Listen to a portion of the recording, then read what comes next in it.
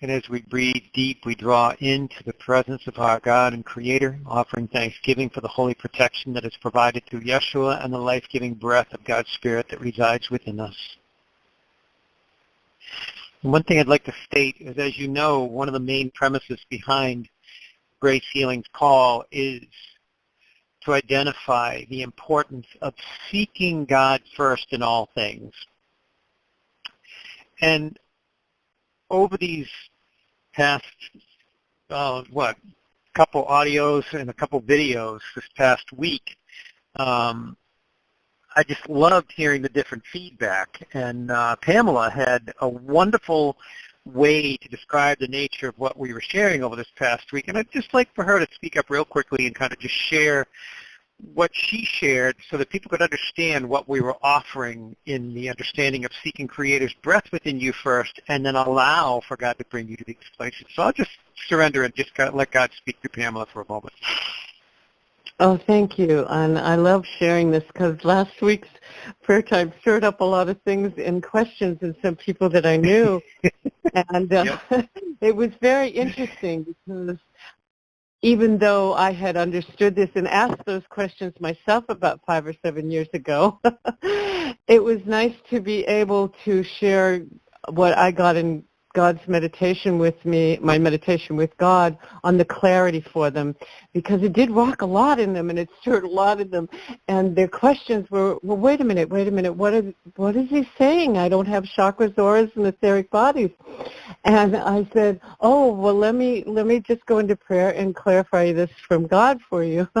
I said, well, understanding in what we have in our physical body, we have organs and skin, and this is what we see physically, and God is within all of that. Well, there's an energy around our bodies that's God too, our own package. We're not just limited to the bones and skin and what's within it. And I said, so yes, we do have chakras, auras, and etheric bodies. And then they asked, well, why did Larry say that's, and I said, well, wait a minute. First, let's take a deep breath, get out of your thoughts and get into your heart. And I said, okay, what he was saying, that there's been many teachings that have turned those into being the only ways we can bring God in. And once again, I said, why would God limit us to being able to only bring God in through your head or your third eye or your heart or your root chakra when God's already in there? And I said, so don't think and just feel and know God's already in you, so you don't need to think of what's outside your body or inside your body or your eyes or your ears or your skin.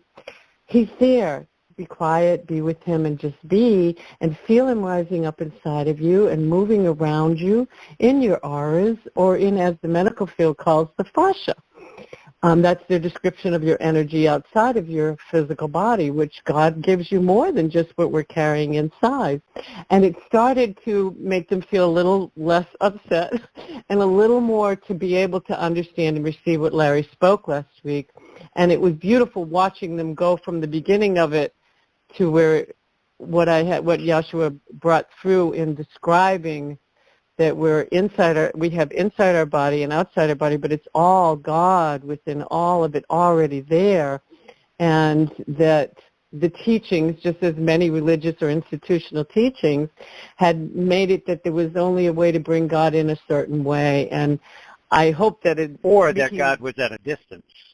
Yes, exactly. So I wanted to make this quick so you could get into doing more of what I know God's going to bring through you now. But it was just amazing watching everyone that was asking all these questions go from the beginning of it to the end and recognize, so I do have energy outside of my body. Yes, and that's all God. God's in you and around you. Yeah, and that's what that's what you were trying to say. And it was funny because I also shared with them that when Larry speaks the word, sometimes God wants to stir things in you so that you really look at the details. So, right. And it happens.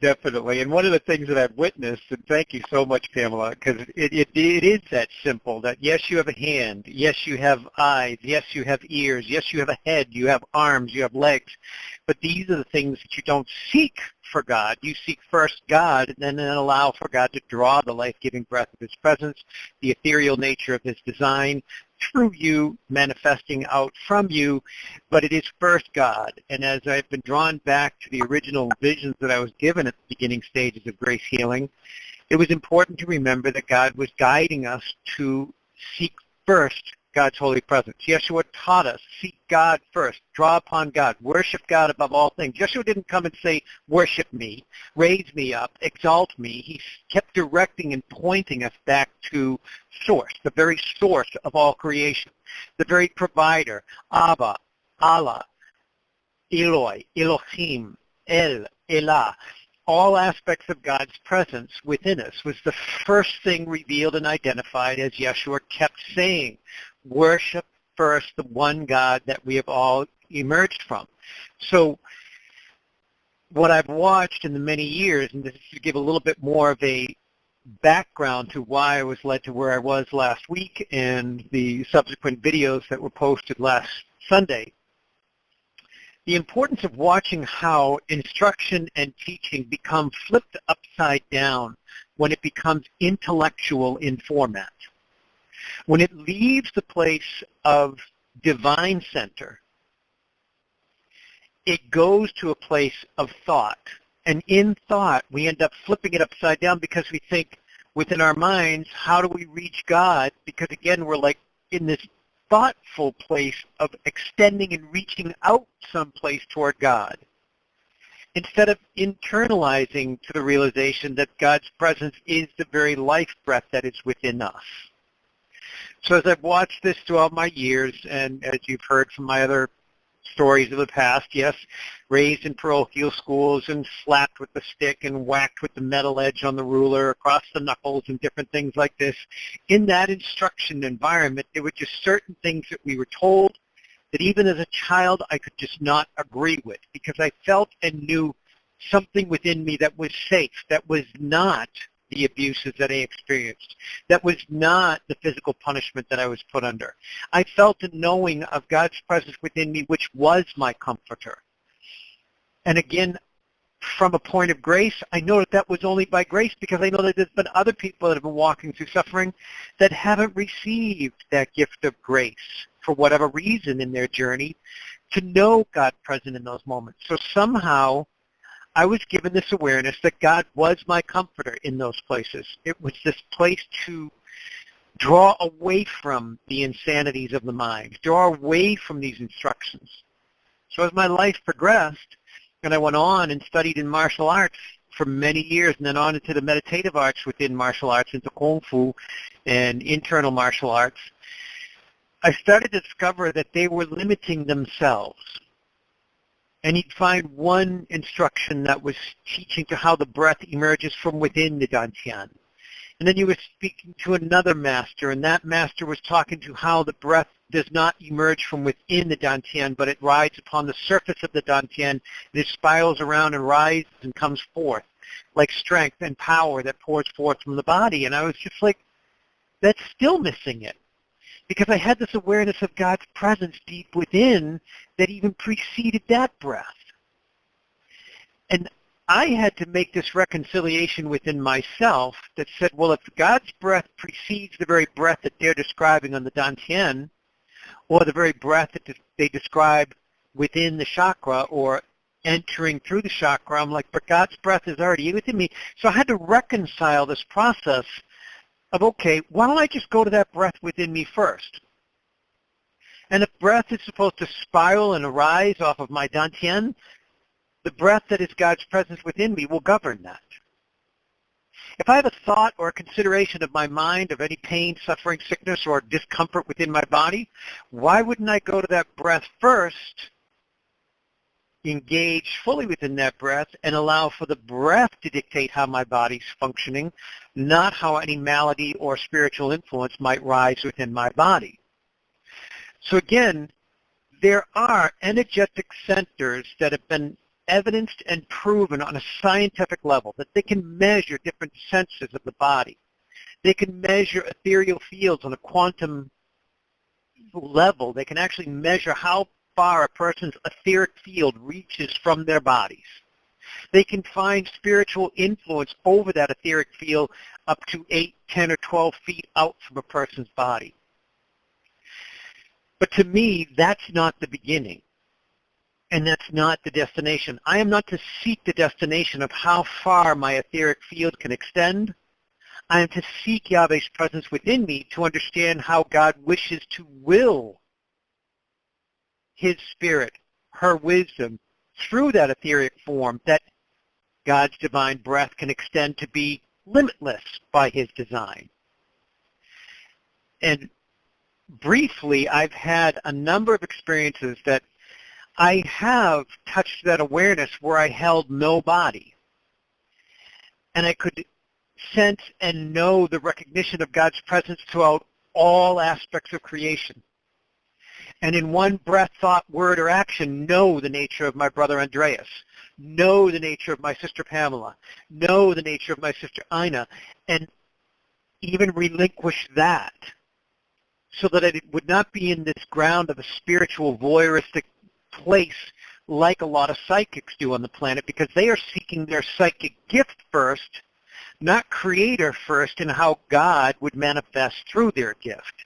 And what happens is they become deviated from the divine use of the gift and become self-serving and build their massive incomes or their massive propping up of self and making themselves look like a celebrity through these expressions of these gifts. And just in my heart, I feel that if we would submit all these aspects that we've discovered within ourselves first, completely surrender them before the presence of God, but then draw the breath of our existence from God's presence within us, we would know God's presence has not only created the nature of our spirit, not only created the nature of the measurable forms of the soul, meaning the chakra and all these different aspects that present a spiritual connecting point to our perfect spirit in God's embrace, to the physical attributes of our body, but that God precedes all these things, and if we would surrender and submit even these things over to God, they would magnify and increase. So if a person was seeking to open the third eye, they'd be fixated on the third eye. However, if they seek God and God desires to open that spiritual sight to them, it will come by God's design, not by self-pursuit. Self-pursuit will always shift a person into a place where they are of self and how they will utilize this thing to survive, to take them out of the root chakra or fear of provision and turn it into an income mechanism. Nothing to say that God won't provide you income in these manners. God will provide you income within these places. But it is not about pursuance of these things in order to gain a result.